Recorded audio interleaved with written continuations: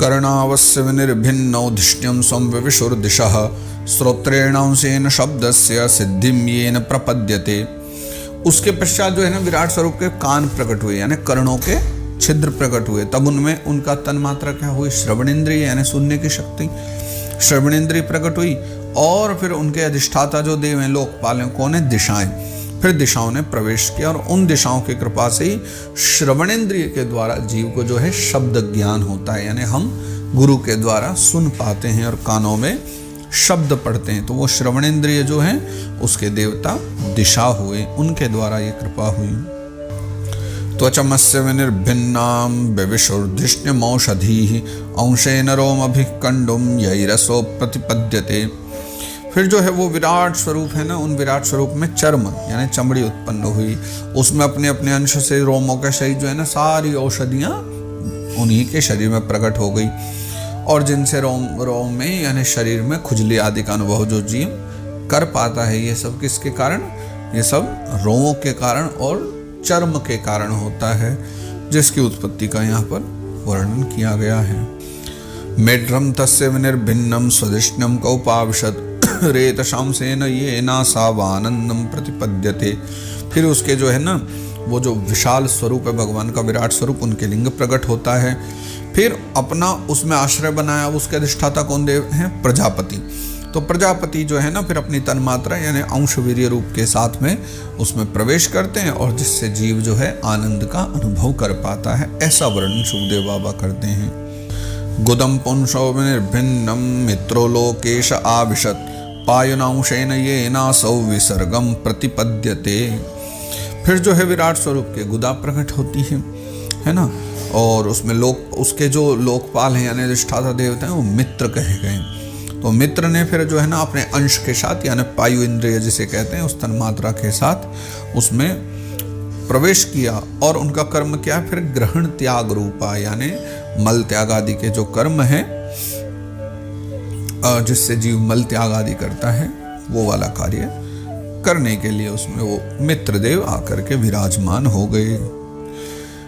हस्तावस्य विनिर्भिन्ना विंद्रस्वर पतिराविशत वातर्यांशेन पुरुषो यया वृत्तिम प्रपद्यते। फिर वो जो विराट स्वरूप है उनके हाथ प्रकट हुए और उनमें अपनी क्या है? ग्रहण और त्याग रूपा शक्ति यानी लेना और देना छोड़ना। तो उसके सहित जो है उसके अधिष्ठाता कौन है? देवराज इंद्र। तो देवराज इंद्र जो है उसके हो गए अधिष्ठाता लोकपाल और तन्मात्रा हो गई ग्रहण त्याग रूपा, है ना, लेना देना। तो ऐसे हाथ प्रकट हुए और इस शक्ति से जो है जीव अपनी जीविका चलाता है अर्थात लेन देन आदि करता रहता है।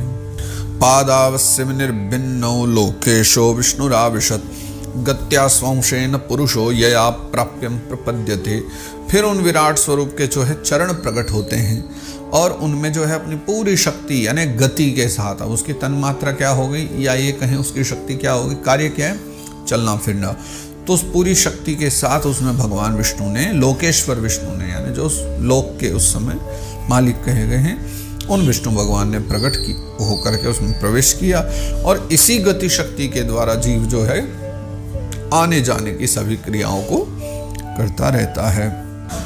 बुद्धिम चास्य विनिर्भिन्नां वागीशोधिष्ण्यमाविशत बोधेनांशेन बोधव्य प्रतिपत्तिर्यतो भवेत्।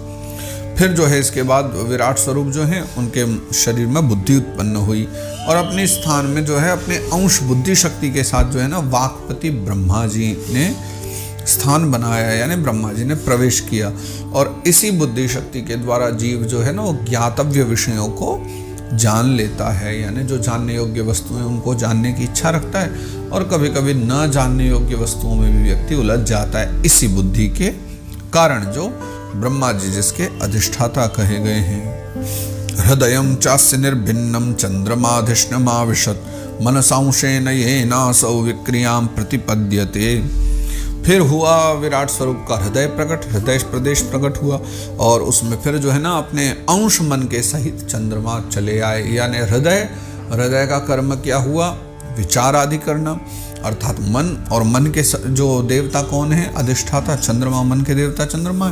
तो चंद्रमा जो है मन के सहित प्रकट हुए और इसी मन शक्ति के द्वारा यानी सोचने विचारने की शक्ति जीव जो है ना संकल्प विकार आदि जो रूप हैं उनको प्राप्त करता है, यानी क्या करना चाहिए क्या नहीं करना चाहिए, ये सब मन के ही भाव हैं। तो ये सब जो है चंद्रमा के द्वारा हमें प्राप्त होते हैं। आत्मानं चास्य निर्भिन्नम अभिमानो विशतपदम कर्मणांशेन येनासौ कर्तव्यम प्रतिपद्यते। फिर विराट स्वरूप के भीतर जो अहंकार उत्पन्न हुआ और इस अपने आश्रम में क्रिया शक्ति के सहित जो है ना अभिमान अर्थात भगवान रुद्र ने प्रवेश किया। और ये अहंकार भी कोई गलत अहंकार मत समझिए कि यहाँ सिर्फ उसी को ही अहंकार माना गया, मतलब अभिमान कोई। इस अहंकार का एक स्वरूप भी है कि अभिमान व्यक्ति के भीतर कर्तव्य का बोध कराता है ना, व्यक्ति कर्तव्य में लगे रहता है, ये उस अभिमान का प्रतीक है। तो यहाँ भी जो है जीव जो है अपने कर्तव्य को स्वीकार करता है, उसी अभिमान यानी अहंकार का प्रागट्य हुआ, जन्म हुआ।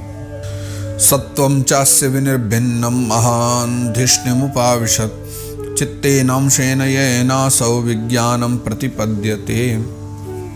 अब इसमें हुआ प्रकट चित्त, है ना, हृदय स्वरूप चित्त प्रकट हुआ। अब उसमें चित्त शक्ति के सहित जो है ना महत्त्व, यानी जैसे हम ब्रह्मा जी भी कहते हैं, महत्त्व जो है स्थित हो गया।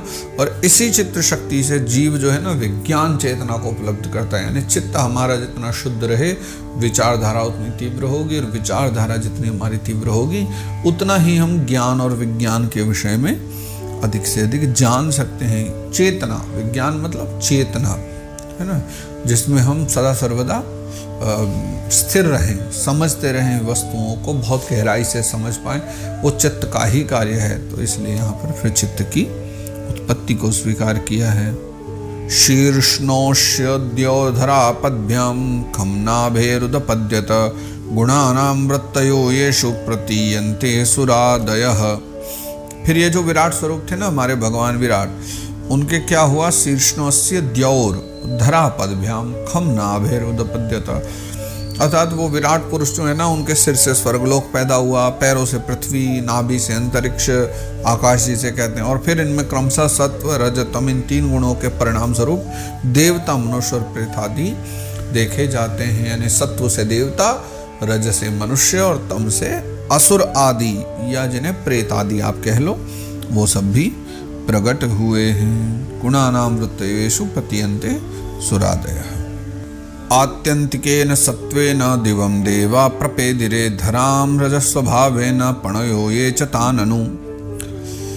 फिर जो देवता लोग हैं उनमें सत्व गुण की अधिकता है, इसलिए स्वर्ग में विराजते हैं। मनुष्य जो हैं उनके जो रजोगुणी हैं उनके हिसाब से वो पृथ्वी में, है ना, गौ आदि जितने भी जीव हैं रजोगुण की प्रधानता से भूमि पर रहते हैं। और तमोगुण आदि होने से व्यक्ति को कहाँ रहना चाहिए, अगले श्लोक में फिर वो बात भी बतला रहे हैं।